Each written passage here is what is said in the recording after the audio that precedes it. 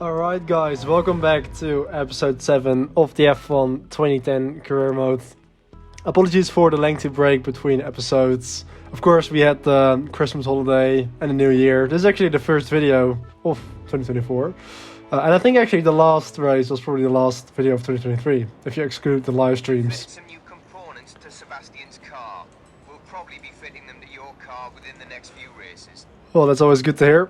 But yeah, Turkish Grand Prix. Last time in Monaco, we got pole position, but we had a grip penalty, and in the race we fell down the order and finished outside of the points. So yeah, this round we really need to turn our season around and finally get a points finish again, because I think we haven't scored points in 3 races now.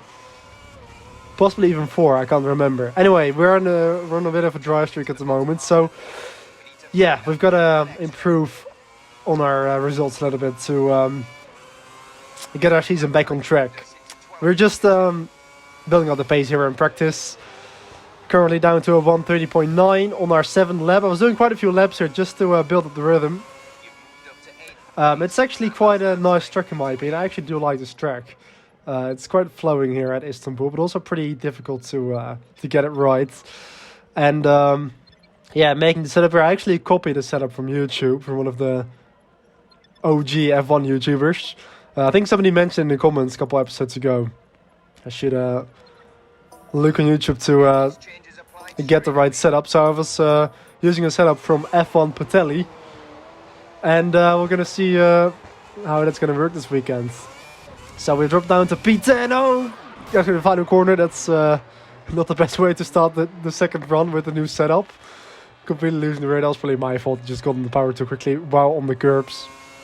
But yeah, I was really utilizing this practice session to dial in the setup and you know, get used to the track as much as possible, just to make sure that you know, the setup is right and that the rhythm and the feeling with the car and the track is right as well, to minimize the mistakes. This is a pretty good lap. Come up to the line, we do a 29.0, which moves up into 7th place. So that's actually pretty solid on the prime tires as well.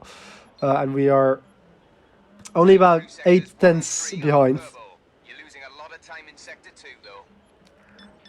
Although apparently we are losing time in Sector 2.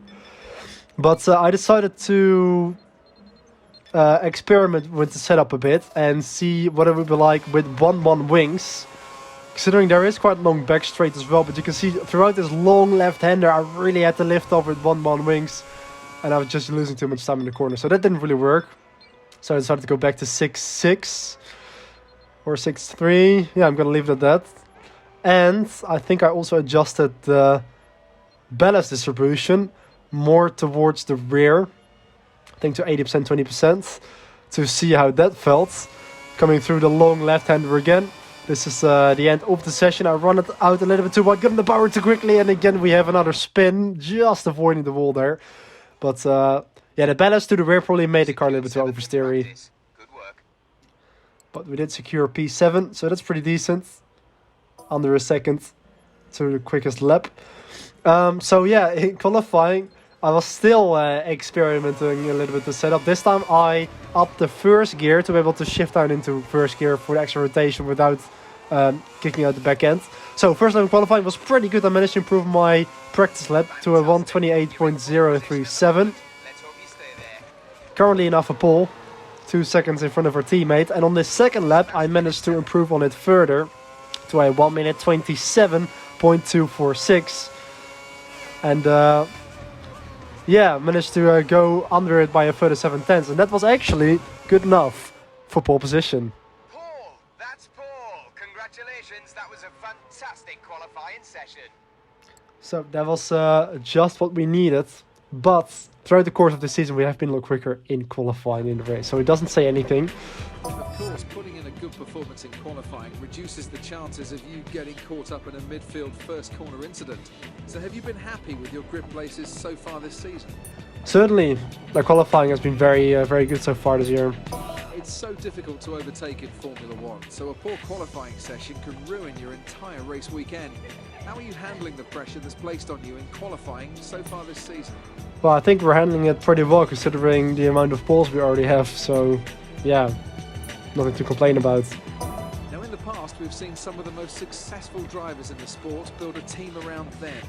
Are you looking to get this level of support from your team? Yeah, I think we've got a good working relationship to keep the outside professional. You're doing okay with your contract objectives. You're currently meeting the team's requirements. That's always good to hear. Anyway, let's go to the race.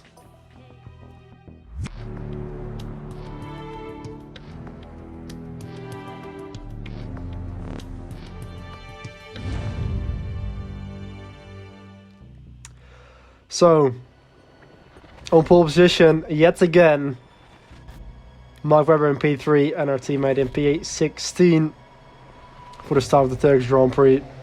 So last race we finished in mid-table. Not bad, but not brilliant. I'm sure we'll do better here. Yeah, it was not bad, but not brilliant indeed. 12 laps here for the Turkish Grand Prix, and we're away. Let's hope that we can finally get a good result again. Pretty good start, and we maintain leader into turn 1 by quite a margin. So we've already got a bit of a gap to the two Red Bulls behind us, Mark Webber and Sebastian Vettel, who's actually been overtaken by Felipe Massa now. But let's try and stay here now. End of lap 1, Mark Webber did catch us up a little bit. But we have actually pulled away from Massa in P3, already 2.9 seconds. So it seems like Mark Webber is the only one who's able to follow our pace at the moment as we come through the quick left-hander for the third time. Trying to just use all of it the track. It's pretty tricky because if you go out wide a little bit like we did in practice, you can lose the backhand if you hit the grass on the outside. But yeah, it is looking pretty good now. And the fact that we are also pretty fast in the race, at least on the option tires. And if you now skip to lap 4, we have pulled away even further from the group behind us. And still, it's only Mark Webber who is able to follow us here in the slipstream. But we are going to pit in this lap. Actually, looking at the minimap, Felipe Massa has closed it down a little bit as well. But we're going to pit, and Mark Webber actually carries on, so he's going to try to do the overcut. But my front tires are pretty worn, so I definitely wanted to pit on this lap. So into the box we go. It's going to be crucial to get a good stop here with Mark Webber staying out, and unfortunately we have a little bit of traffic. 6.2 second stop is pretty slow, and that could potentially cost us a lead considering Mark Webber is still continuing on. As we rejoin the track in P11. So Mark Webber inherits the lead. We are now stuck behind Timo Glock in the Virgin as we overtake him up the inside. It's really crucial to not lose a little time here and just cut through this traffic as quickly as possible. We've got quite a big group in front of us here with Felipe Massa at the back of it, who actually overtook us in the pit lane because he had a faster stop. So yeah, let's try and get past on him as quickly as possible. Up the inside here into the chicane. Massa moves over a little bit in the braking zone, and we tap him at the rear tire, and he takes us back. And that actually makes us lose the back end, costs us a lot of momentum here on the straight. Massa gets us back here on the back straight. So that's very annoying because that has just cost us like 2 seconds. It was almost like Massa just tapped me back after I gave him a tap as well. Almost like a retaliation move. But anyway, we tried to go on the outside here of the chicane, which now turns to the inside here. And we get the move done on Felipe Massa. And we now got to lap 6. Heike Kovalainen is into the lane, as is Mark Webber. But how far are we going to come out behind Mark Webber? There he is already in turn 1. So Mark Webber did like a 3-lap overcut and has managed to gain about 4 seconds on us. So unfortunately, Mark Webber is gone and I wasn't able to catch him. And instead, I actually got under pressure from Nico Rosberg behind us, who is now taking us here into the final chicane. We have the inside liner brake later than him and defend P2 for now. As we got in the power a little bit too quickly onto the grass. That makes me lose a lot of traction there. And unfortunately, Rosberg and Vettel have passed us now. And that is potentially our shot at a podium gone in this race as we open up lap 10. Now skip to lap 11, 2 laps to go. Luckily, I was able to stick with Sebastian Vettel actually, and I was actually closing him up a little bit. Nico Rosberg has actually pulled away. He is pretty fast at this moment in the race and actually closing in on Mark Webber. But Vettel was struggling a little bit there, and we were able to get close to the back of the RB6 again. As we actually tap him coming through that corner, getting a slightly better exit, back up into P3. Hopefully we can break later here into this right-hander. Vettel tries to attack us back there up the inside and retakes third position. It's turning out to be a pretty nice battle here for the podium. As we come through this quick left-hander, Vettel actually goes very, very slowly. We try to go on the outside. A bit awkward there on the line. Vettel squeezed a little bit wide and still defends the position despite going much slower. He's just positioning his car very nicely there to defend the position. And he is backing us up into mess a little bit as well, as we get a pretty good exit now out of the chicane onto the back straight, putting the arrow back into the minus position to aid us a little bit here. As we try to crawl closer to the back of that Red Bull. Can't really do it there, but we can do it on the brakes, on the outside into the chicane, which now gives us the inside, and that's us up back into P3. So yeah, of course we were leading earlier on, and it would be nice if we can still salvage a podium out of this, at least as we now start with the final lap. 6 seconds to Nico Rosberg, a further 6 seconds to Mark Webber, so third place is definitely the highest that we can possibly get here. So hopefully we can just defend this third position. It would be very refreshing to get a podium again after having 3 races in a row where we didn't score any points. So this could be the first podium, I think, since Melbourne in Australia. Yes, I think it is. Yeah, the second place in Melbourne. I just got my notes here on my iPad. The last podium we had was the second place in Melbourne, followed by a 6th place in Sepang, then 16th in Shanghai, 18th in Barcelona, 16th in Monte Carlo again. So it's been 3 races in a row indeed where we haven't scored any points. So this could be a very welcome return to the rostrum here, as we're just completing the final sector. Tire wear is pretty solid as well, only yellow. I think overall, so far this season, I have preferred the option tires over the Prime tires. In terms of, you know, as a racing tire, they do wear off very quickly, but they're just so much faster than the Prime tires. But considering I was struggling with the tire wear at the start of the stint, the Primes were definitely able to go the distance. Mark Webber wins the race. Nico Rosberg finishes in second, and we get our second podium of the season here. We almost lose it on the exit of the final corner, but it's third place here in Istanbul.